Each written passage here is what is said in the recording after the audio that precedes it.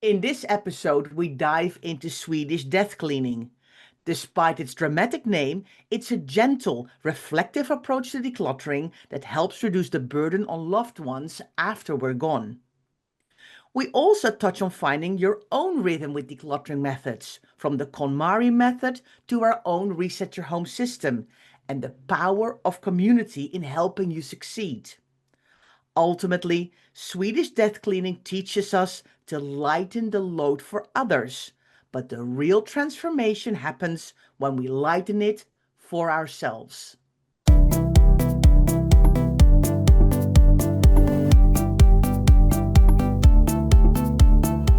You're listening to the Declutter Hub podcast, bringing you tried and tested, no-nonsense tips and advice from the leading experts in decluttering and organising your home. Now here are your hosts, Ingrid Jansen and Leslie Spellman.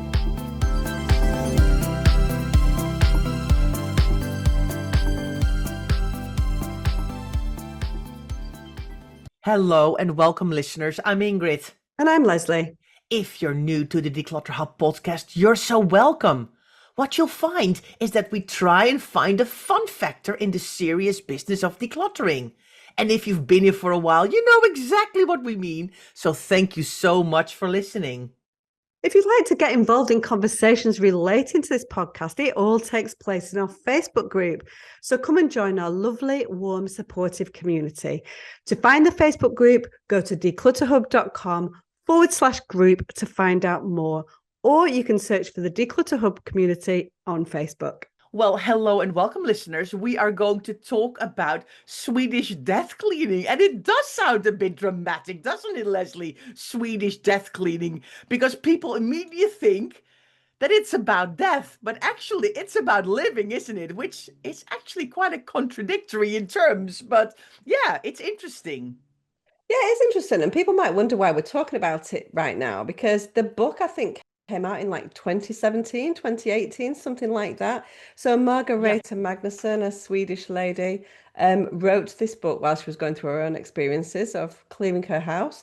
And it was a worldwide success, basically. And there's a TV show and all of those things. And it's a fabulous, fantastic book that loads of people absolutely love. But it seems to have had a bit of a regeneration, doesn't it, in the last sort of 6 months or so. And lots of people have been talking about it. You guys all know that since our book came out, we've had lots and lots of press. And so we keep getting asked for our opinions on Swedish death cleaning. And so we thought, let's have a little chat about it on the podcast, because we do stand behind it. But of course, as always, we have some things to say as well. Of course we do. Of course we do. And let's start with the Swedish term. And I do not speak Swedish, but of I course do. I do. Okay, do you want to No, say I don't know what? how you say it. No, I did Swedish O level in my lunch hour when I was 16. I've told you this before, of course. And I literally can't say a single word. So I wouldn't even know how you'd say that. But I'm going to give it a go with me being an English, Swedish speaker and all. I think it's like de stedning.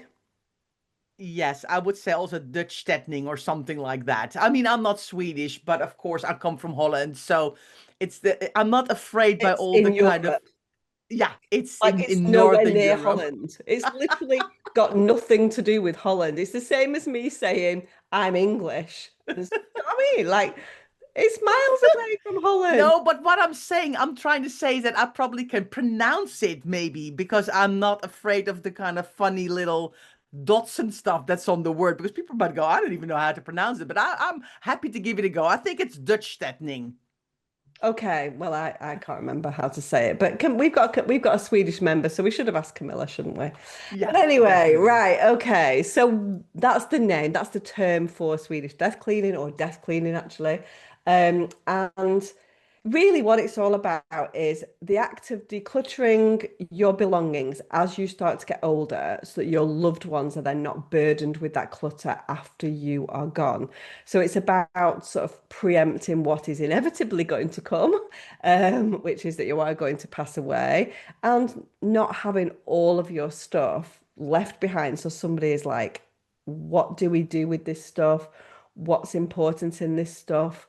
Where is the important stuff? Where are the memories? What should I keep? What should I let go? when am I doing a disservice to my late mum or dad or whoever that is? So it's all about trying to do that process before the inevitable happens. And Hmm. so passing that legacy on and also, of course, passing a legacy on to those you leave behind. Yes. And I think a lot of people, because it's called death cleaning, think it's about death. But like I said before, but actually it's not. It's really about how do you, when you're still, well, I mean, I'm 51 myself in your prime of life, yet you kind of go through the things and go, actually, I've gathered all this stuff along the way. What do I want to take forward in my life? And how can I prevent all this stuff cluttering up the cupboards and indeed not leaving all this stuff behind for other people? Because I think sometimes you get the feeling that people, on one hand, know they're going to die at some point, but on the other hand, don't want to acknowledge this fact, so kind of think they can keep on living the way they are. We see it a lot with older people, right? They really want to try and keep living in their own house, in their own rooms, and we I think we all think we can stay in our own houses forever, but I think we have to be realistic, and we all get lots older these days than a couple of generations ago. And I think we have to be realistic. Does that house fit with us and our health and our mobility and our safety and all of these things? But by clinging on to the stuff, I think sometimes we just think, well, we're happy here and we have everything what we need and we've got everything around us that we love. But it can really prevent you also from seeing the other possibilities when you grow older in life, I think. Yeah, I think it really, it's about, I think stuff is always a comfort, whatever age you are in life, stuff can provide a comfort to a lot of people. And seeing that stuff around you is comforting. And I think that's the thing that people sort of cling on to. And we don't want to kind of upset the apple cart a little bit. But I Mm, think let's talk about Swedish death cleaning a little bit more and break down what the key principles are in the book. Now, this is a mm, long book with a lot of nuance in it, but the basics of the book are that it's about being responsible. It's not about morbidity. So it's not about death. It's about responsibility while you are living. It's going to encourage reflection. So why are we holding on to things unnecessarily in some mm-hmm, instances? And I think the big idea is that this is your legacy. This is your gift to the people that you leave behind, both from a practical perspective and from an emotional perspective as well, really, by mm-hmm, storytelling. We've spoken about this many, many times, Ingrid, haven't we? That we love the idea of sharing stories and sharing the story behind the stuff before you've passed away, so that that legacy for the important things in life that do deserve a sort of second life after you've gone can remain and people understand why that's such an important part and to keep within a family. And I think, mm-hmm, it's fair to say, even though it is Swedish death cleaning, the key principles within the book do say this is not just something you need to do when you're old. This is something that you can start in midlife. That's the kind of, mm, we are firmly planted in midlife at the moment, Ingrid. So the idea is this is yeah. something that you can start in your wherever you consider midlife to be. Do you know, I was listening to a podcast which is called like the midpoint or something, with Gabby Logan, and she midlife to her is like 36. Yeah. What? It starts at like 36. 36. So I'm like, "Oh, what do you mean? What do you mean it starts at 36? That's still youthful, right?" So yeah, I just wanted to throw that in. That's always been quite shocking when she shares what she considers midlife to be. Wow. I know. That's a bit young. I was not ready to be in midlife when I was 36. I'll tell you that, Leslie. I know. I'm I mean, I struggling might to be, I accept might, midlife now. I know, I might be 51 now, but I'm still in my head. I'm like 39. I know, aren't we all? Aren't we all? Oh, So yeah, so those are the key principles really that sit within the Swedish death cleaning book. Loads of people of you will have it, you will have read it, you will have loved it, you might have watched the TV show as well. So a lot of people will understand the key principles of that. And we wanted to talk about some of the practical, what the practical aspects of the book as well, Ingrid. yes. They also start with the easy stuff, which is, I think, really nice because, I mean, we've got, of course, in our principle that we start with easier rooms, but they also say you need to start with easier stuff. So don't start with the photographs and the letters because they're really hard to make decisions upon. I think as well as part of Swedish death cleaning, a big part is talking to your family, right? It's not only you doing the process, it is getting your family involved and asking them questions and what means something for you and what's important for me and sharing that. Um, I think they do a lot of labeling as well to make things much clearer, which we love, of course. We love labels.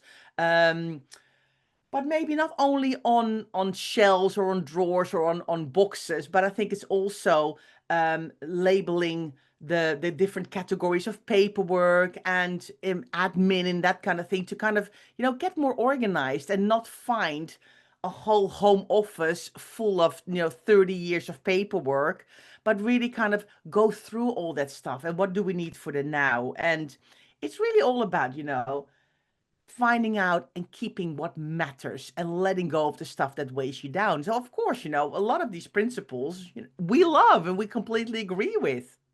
I can feel a book coming now, Ingrid. I can definitely feel a book coming. So why are we talking about Swedish death cleaning and the principles in that when we indeed have our own methodology?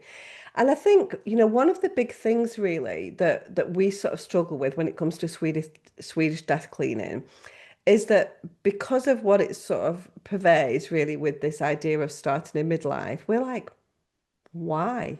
Like, why are we going to use a decluttering methodology that is about somebody else, really, when we need to reshift that focus back onto ourselves?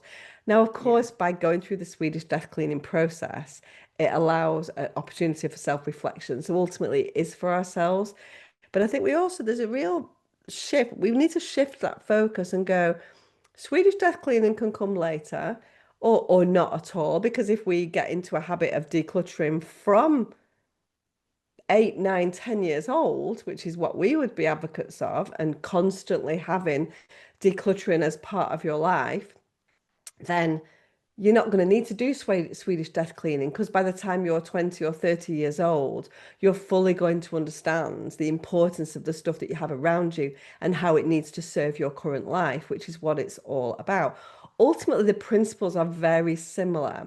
So we want to go to a break now. We're going to come back and we're going to talk about methodologies and why we sort of latch on to different ones and which ones work and why they work and things like that. So we're going to go to a quick break. I'm going to come back in a moment. Hi, everyone. Welcome back after your break. So before the break, we talked about Swedish death cleaning and that it really says, you're doing this because you don't want to leave clutter and stuff for other people. But we're saying, Leslie and I, we think it's really important that you declutter for yourself. And of course, that will benefit other people. But we really want you to say, okay, I'm doing this decluttering because I want to live in a home that I love and that I feel good in, that I feel safe in, and that I feel happy in. And I'm doing this for me because space and calm and energy and a good mindset are fantastic things to want for yourself.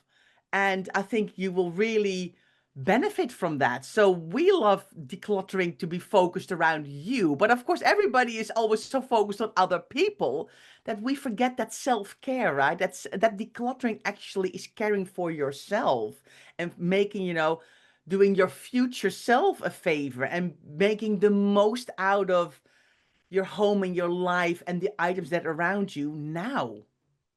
Absolutely nothing. It's really interesting, isn't it, Ingrid? From time to time on socials or when we're doing challenges and things like that, we ask people why they want to declutter because sometimes it's important to go back to that kind of big picture goal that we talk about quite a lot in the Declutter Hub.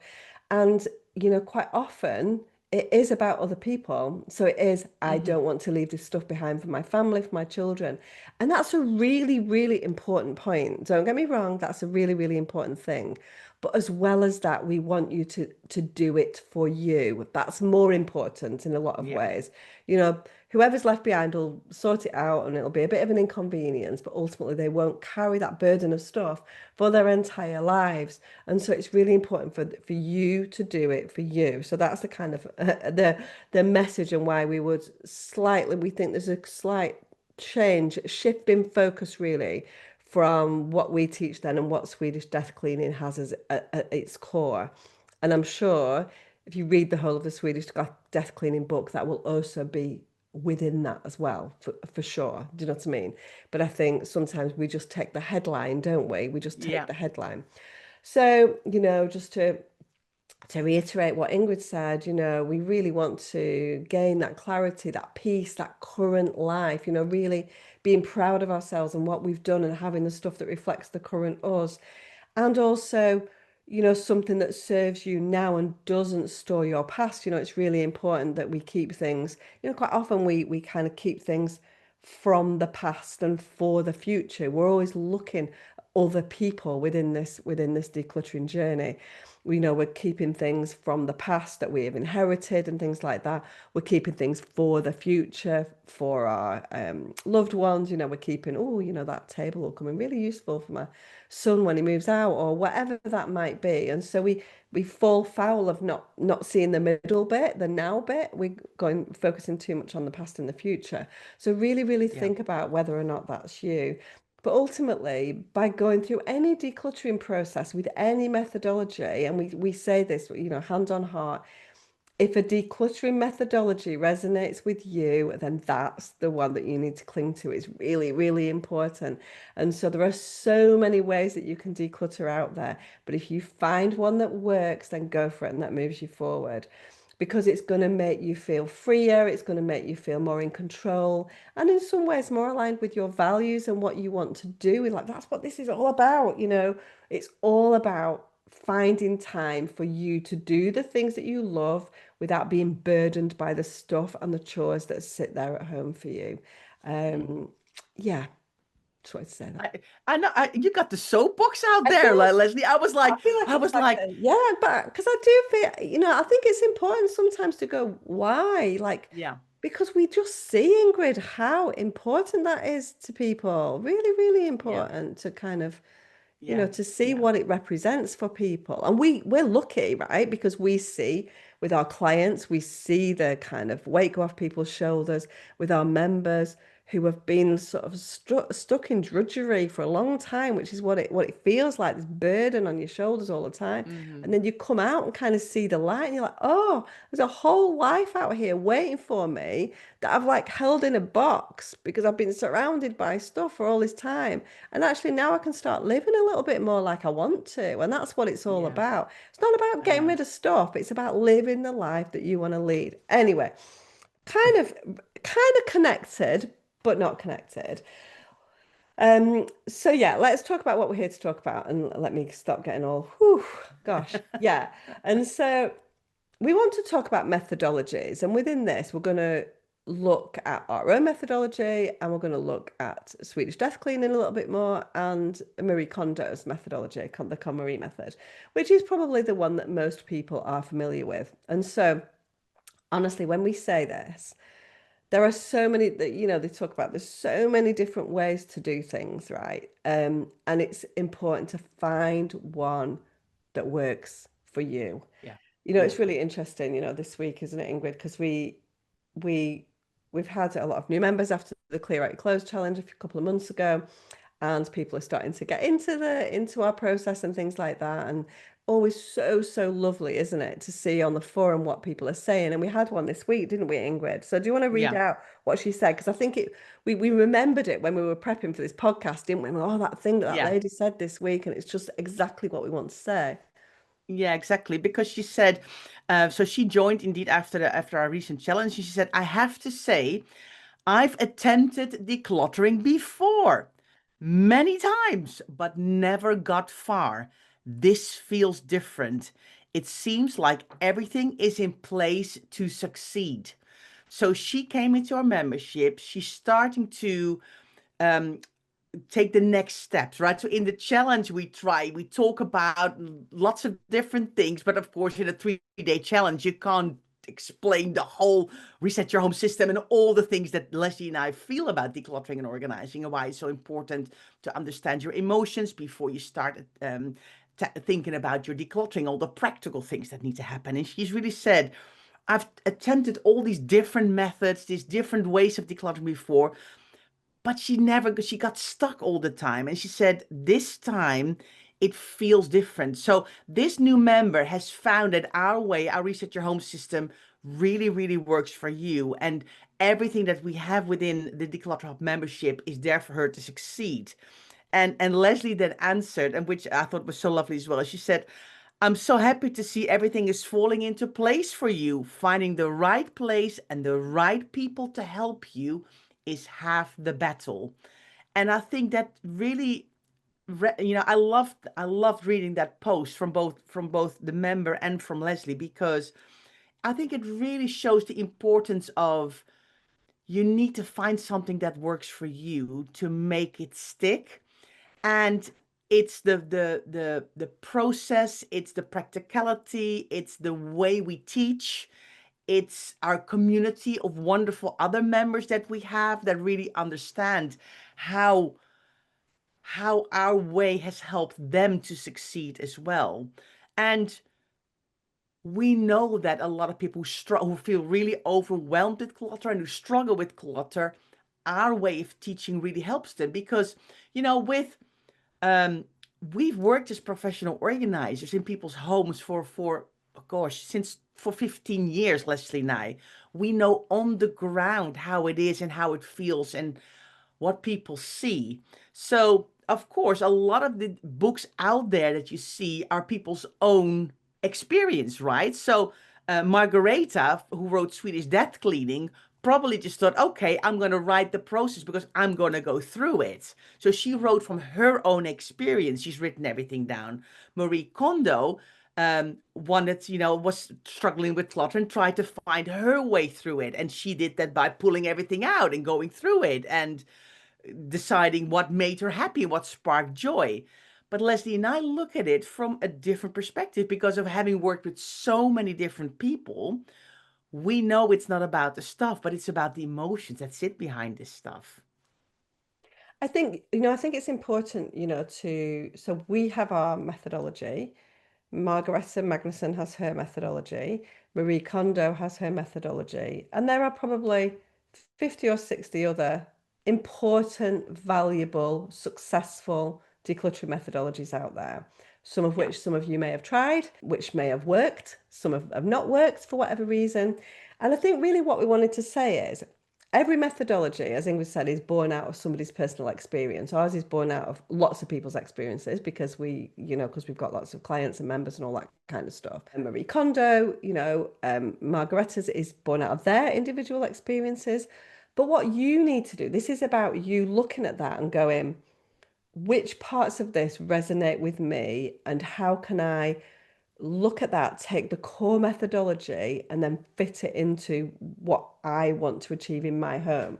So sometimes the reason why people go, I've tried so many different things, it just doesn't work, is because it's not, either you're not going, oh, actually, so say for example, and this is hard to say, because do I think that everything within the Swedish Death Cleaning or Marie Kondo is black and white? No, of course it's not. So Marie Kondo's core methodology is to try and pull, the highlights of what she's saying. I'm sure it's very nuanced inside, and there will be things in there that says you don't have to do that. You don't think about it. Does that work for you and all that? But ultimately, we live our life on headlines. That's the problem. We take these headlines and we run with them.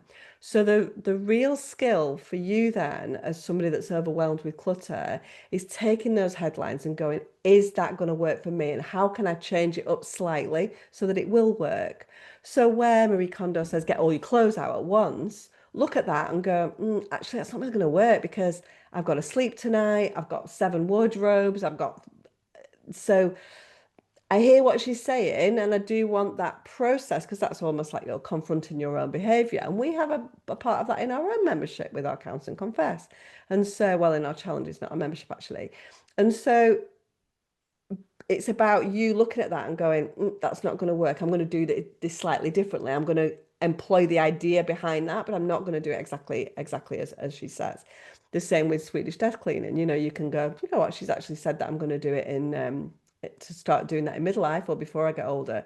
Actually, I'm going to start employing those principles that are in there, all of which will be fantastic because it's about reflection on your stuff ultimately. And I'm going to take that. And in our methodology, we're very, very emotions based. And so there will be some of those emotions that resonate with you and some that you're like, you know what, Leslie, I don't have a problem with that emotion. I don't have a problem getting rid of stuff. But actually, I'm going to take the structure, I'm going to take the roadmap, I'm going to take the principles and all those kind of things. And so really the job is for you to go, what resonates well with me? If some light bulbs are going on as soon as you read it, you're like, yes, I do want to focus on spark joy, or that it really speaks to me that I don't want to leave my stuff behind for my family. Or actually, I've never thought about decluttering in an emotional way before, and that's really speaking to me. Then that headline is something that's going to hook you in. It's probably going to be the right methodology for you. But then once you get into the methodology, into the system, into the process, you've got to fit that to your home. Yeah. Everything, we've got our book came out last week in the States. It's been out in the UK and for ages, and Australia. So it's out there everywhere now. You know, there will be things in that book that don't make sense to you, but there will be an awful lot that does. And so it's really important to not just be prescriptive about a process, isn't it? And I think that's why some things don't work.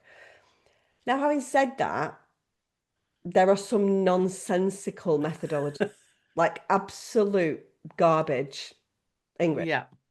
Yes. So because we get asked on a very, very regular basis to contribute to articles and magazines and write pieces. And every once in a while the something comes up that we're like look at each other and go, What was that?" And we actually had a request if we wanted to, what our thoughts were on the poop method. And we went, "Excuse me? Pardon me?" And we actually we had to Google, right, what it was, right? And we did see kind of a meme about it somewhere or some, but it basically it's a decluttering technique where you imagine an item covered in poop to help you decide if you should keep it or discard it.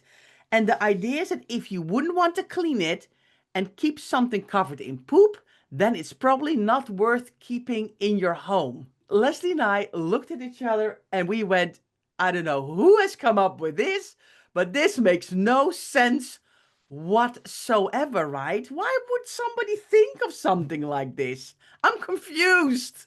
I mean, the problem, and there are so many, as Ingrid says, we get asked, we did comment on the 10-10-10 method and the 7-7-7 method and all of those things. You know, we've done a podcast actually about the numbers game, I think, where we talked about things like that a little bit more. And if that works for you, then that's brilliant. Do you know what I mean? But honestly, the poop rule is just like the world's gone crazy. If we as sane, grown adults have to look at decluttering and understanding and reflecting and making decisions on our stuff based on whether or not it is covered potentially in poop, then the world's gone crazy. And I'm just walking out the door now. Do you know what I mean? That's just crazy.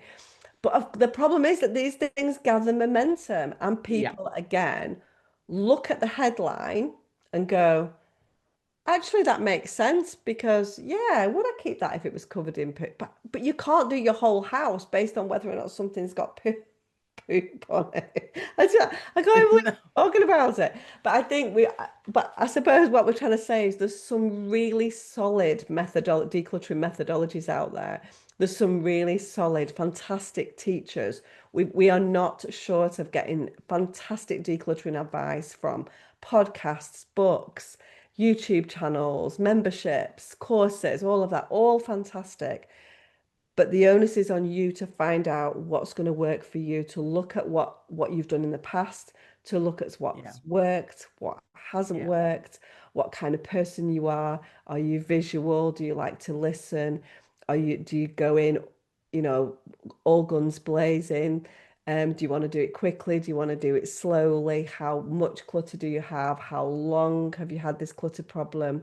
All there's not a one size fits all for sure in the decluttering world, but Yeah. all of Yeah. these decluttering methodologies, I'm going to say, except the poop rule, have got some substance behind them that means that they've worked for somebody. And that I know we're going to get people going, Yeah. I did the poop rule thing and it really works. And I'm like, oh, I mean, but it just Yeah. it annoys me because I just think it belittles so much Yeah. the struggle that people have with clutter, and that Yeah. annoys me Yeah. as well. So I'm gonna get back on my soapbox again. I'm gonna stop. I think you know what, Leslie? I think we realize that exactly what you said. There's so much behind decluttering and organizing, and people need an understanding, and people need to be honest with themselves as well, and make the time for it. We are so used to doing everything quick, having it now, having it.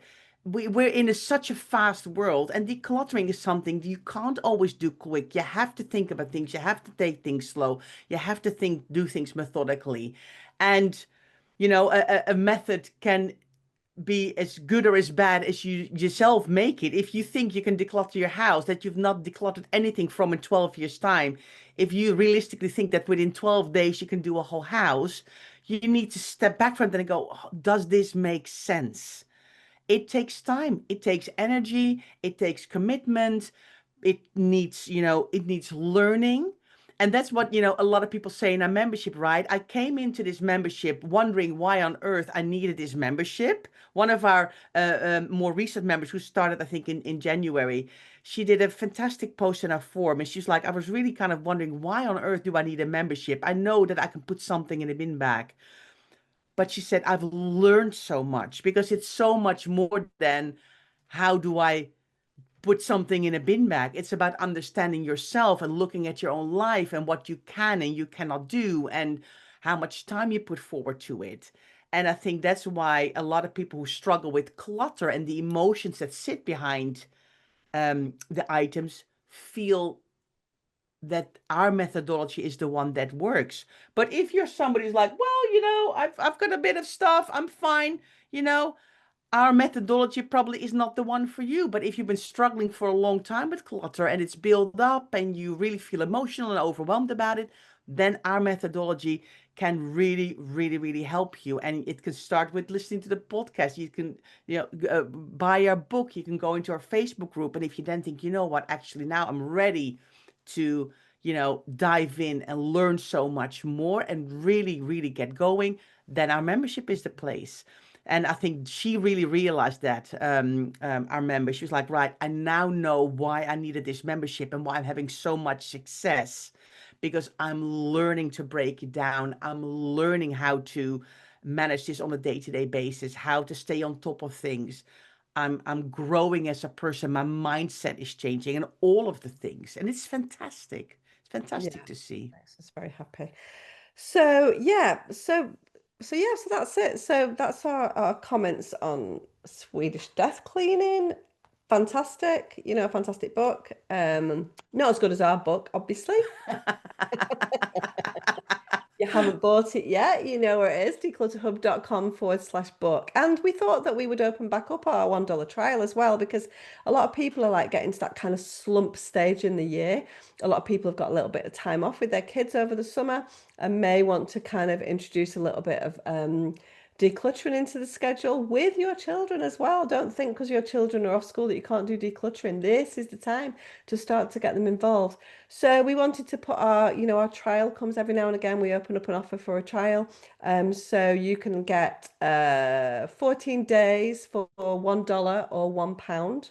And so you can come in Yeah. and see what the Declutter Hub membership is all about and whether or not it is something that's going to work for you. And so, yeah, it's really important. And the one thing that I want to say really about our membership is you do get access to Ingrid and I, and that's the real thing about it. It will feel like a very personal journey within the membership where we've got your back. And so where we sort of talked a little bit about other methodologies where you've got to kind of work out what's going to work for you. That's exactly the kind of thing that Ingrid and I can help you with because we can see where you might be struggling and where we can direct you appropriately. And that's the beauty of a membership over a book, to be fair, and a course. It's that personal input that's really important, isn't it? And that's why 7 years ago, when we were going to put together decluttering courses, we decided that was not going to be enough for us, and actually that we wanted a membership to really help people that were struggling. So declutterhub.com/book is where you can find the book if you want to buy that. Declutterhub.com/trial is where you can find the information about our trial. We'll pop all the information into the show notes as well, won't we, Ingrid, so that you can find that. Yeah, definitely. So let us know, tell us, are you going to give us a go? Do you want to try out our decluttering methods? Let us know in the comments. Sign up for a trial. Like Leslie said, declutterhub.com/trial. We would love to tell you more about the Reset Your Home system and how it can be so beneficial and how it's helped so many people all around the world with their decluttering and organizing. But for now, thank you so much for listening, and we hope you've enjoyed it. And we will see you again next week.